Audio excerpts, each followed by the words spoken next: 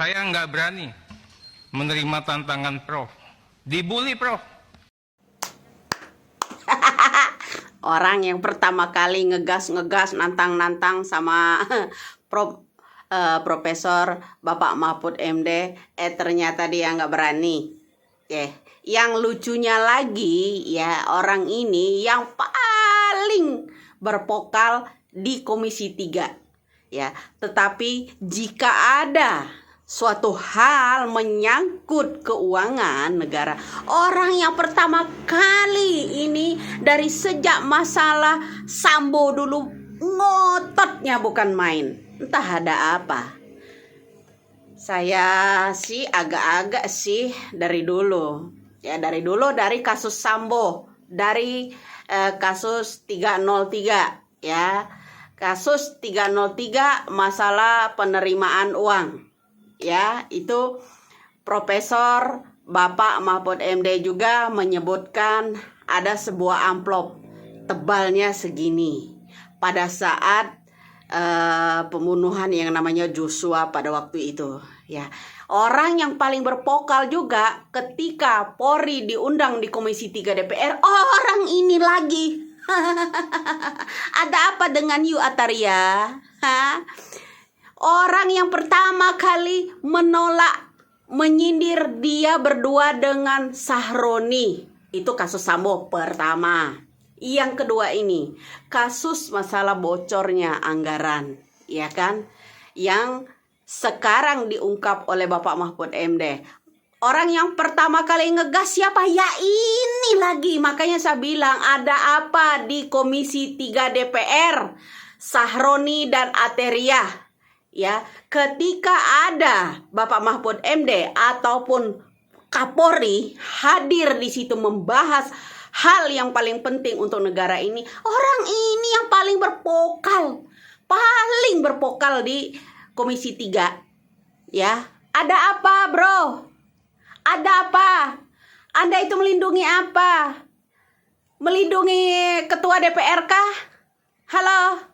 Semua orang-orang yang menyatut barangkali, kalau insting saya, kalau yang dulu disebut Bapak Mahfud MD ada amplop tebal yang disindir-sindir oleh Sahroni dan yang namanya Arteria, orang yang paling ngegas ketika itu ada Kapolri dan Bapak Mahfud MD bahas masalah Sambo. Nah, kini kembali lagi orang ini lagi yang paling ini takut menantang, disangkut pautkan pula dengan iman dan sebagainya. Hei, Pak Arteria, ada apa dengan Anda di Komisi 3 DPR? 2 kali kasus besar ini, Anda lah orang yang paling berpokal di yang namanya Komisi 3 DPR. Adakah Anda melindungi seseorang? Kemudian pengalihan ini ditumbalkan Ganjar supaya elektabilitasnya turun, supaya Ganjar tidak ikut mengusut yang namanya kasus ini. Begitu kan? Karena golongan Anda, karena satu partai, ya. Bagaimana caranya agar Ganjar juga jatuh, gitu kan? Ya enggak? Nah, inilah Indonesia harus benar-benar ya, daya ingatnya itu, pencermatan itu harus bersatu, harus benar-benar teliti. Kenapa? Dari kasus Ferdy Sambo, masalah suap dengan LPKS pada waktu itu aja yang dibahas oleh Bapak Profesor Mahfud MD di Komisi 3 DPR juga. Orang ini juga yang paling berpokal di antara lain-lainnya. Kemudian yang kedua adalah Sahroni. Ketiga si gundul pacul, orang yang botak, yang dari pengacara yang gak laku itu ya, yang dari Demokrat ya. Keempat Benny Karman. Saya itu khawatir ada kong-kalingkong di antara kalian ini melindungi seseorang yang ada di Komisi 3 DPR, bahkan bisa jadi melindungi ketua DPR-nya. Betul, karena menerima sesuatu, ya enggak? Takut kalau Bapak Mahfud MD usut ini sampai selesai. Takut kalau yang namanya Ganjar mendorong yang namanya Bapak Mahfud ini menyelesaikan kasus penerimaan ini, ya kan? Supaya ada seseorang yang dilindungi itu bisa jadi presiden. Betul nggak? Betul apa benar? Nah, ini yang patut dicurigai.